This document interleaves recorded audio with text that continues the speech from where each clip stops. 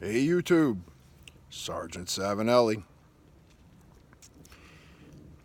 It's time for a family chat. No, not like that. Don't get nervous. Nobody's in trouble.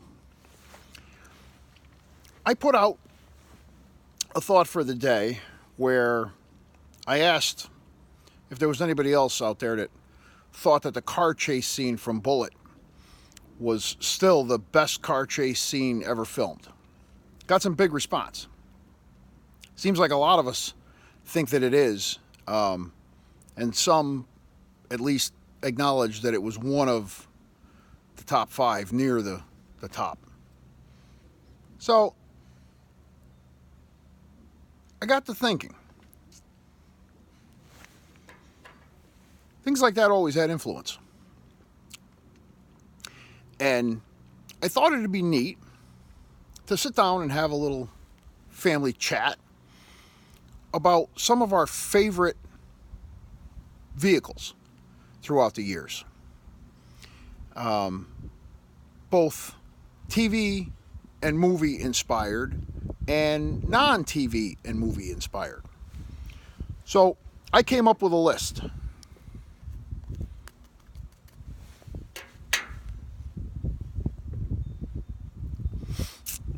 And this is what I want everybody to kind of think about and kind of put out there, or put back this way. I want you to come up with one favorite non-TV movie inspired favorite vehicle. Could be a car, could be a truck, could be whatever.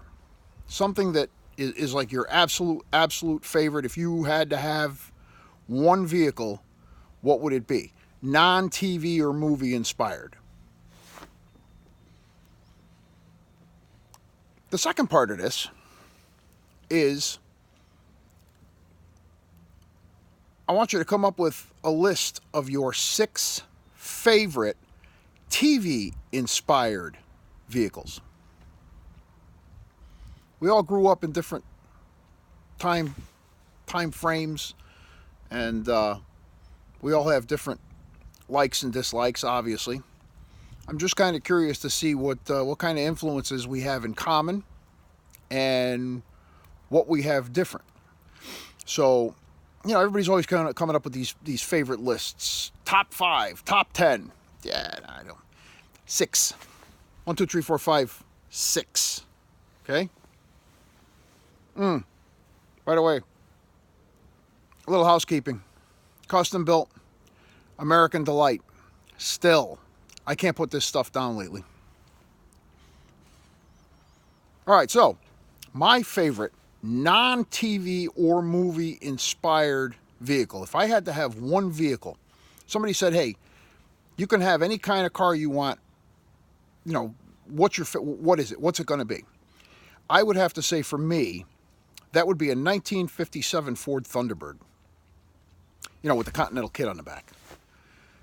That's been my favorite look-wise. It's one of the last few years for the small birds. And I got to preface this whole thing by telling you, by no stretch of the imagination am I a car guy. I am not a car guy. As long as I can remember, from a very, very early age, I've always been drawn more to motorcycles than cars. And I think my biggest influence in that growing up was watching Evel Knievel. I thought he was the coolest thing in the world. And I remember as a kid, on a bicycle, because of Evel Knievel, we would jump everything with our bikes. Garbage cans, walls. I even tried to jump a car one time. That didn't go so good.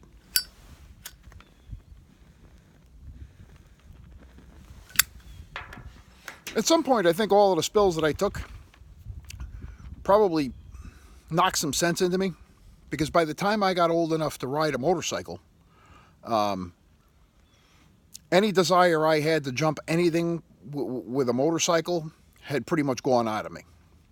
I think watching Evel Knievel break every bone in his body every time he jumped kind of did it for me. So I just enjoy. But I've always been a bike guy. But there are some cars, like I said, the 57 T-Bird, that's my favorite, my absolute favorite. I love the look of it. I love the feel of it. I've actually had a chance to drive a few of them. Bar none, my favorite. So that's my favorite non-TV or movie inspired vehicle. Okay, so my 6 TV or movie inspired vehicles. And these are not in any kind of an order, because there's no way in hell I could ever say this one's my favorite, that one's my favorite.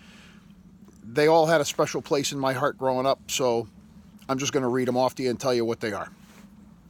So the first one on my list, of course, is the famous 1968 Bullitt Mustang from the Steve McQueen movie Bullitt. Car chase, best car chase in the world, right? So that 68 Mustang had a special place in my heart. The second very special car is one that was very lovingly named the Striped Tomato. All right, that was named by Paul Michael Glaser when they first came out with the Starsky and Hutch television series back in the 70s. Beautiful car. I thought that was the cat's ass. Here it comes around the corner, big old white stripe down the side of this red Torino, right? Little did I know back then, being as young as I was, that the Ford Grand Torino was such a piece of crap, really. I found that out when I became old enough to drive, and I actually had the pleasure of driving not only a Ford Torino, but an actual reproduction of the Striped Tomato. So that's number 2.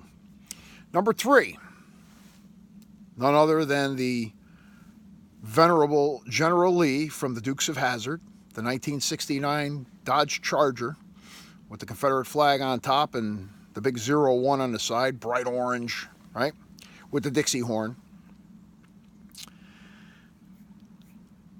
The 1983 GMC Vandura, driven around by none other than the A-Team. That was a pretty cool car, pretty cool vehicle, right? Big van. Enjoyed the hell out of that one.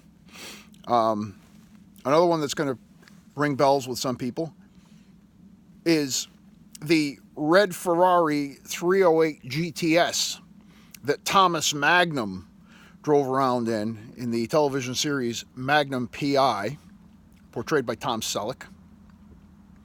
That was a pretty hot car for the days. The original one was in 1979. They also used a 79 in the old Burt Reynolds movie Cannonball Run.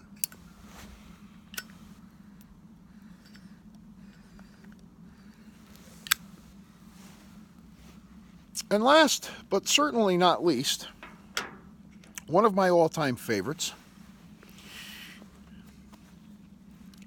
is the 1963 Volkswagen Beetlebug, lovingly referred to as Herbie the Love Bug. The big red, white, and blue stripe down the middle and the number 63. I hear you laughing out there. Listen, nobody was cooler than Herbie, okay? Had a personality of his own, and if you said something that he didn't like, he pissed motor oil all over your shoes. What's better than that? Who out there wouldn't love to just piss motor oil all over somebody's shoes for saying something stupid, right? Those are my 6, and my 1 non-TV inspired pick.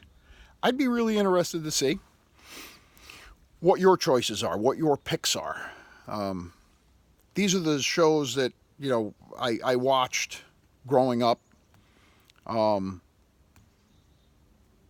They're the vehicles that I guess my generation was brought up on. I tried to think of other ones, but these are the ones that stood out the most, and I think had the most influence during my generation.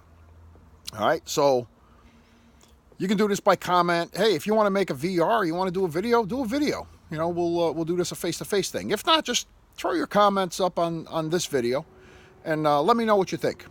I'm curious. All right. So ends our family chat. See, nobody got in trouble. Nobody got put in timeout. Nobody got their ass strapped. Right? These are the fun ones. So get back to me on this, and we'll chat more about it. Thanks an awful lot for watching, and we will catch you on the next one.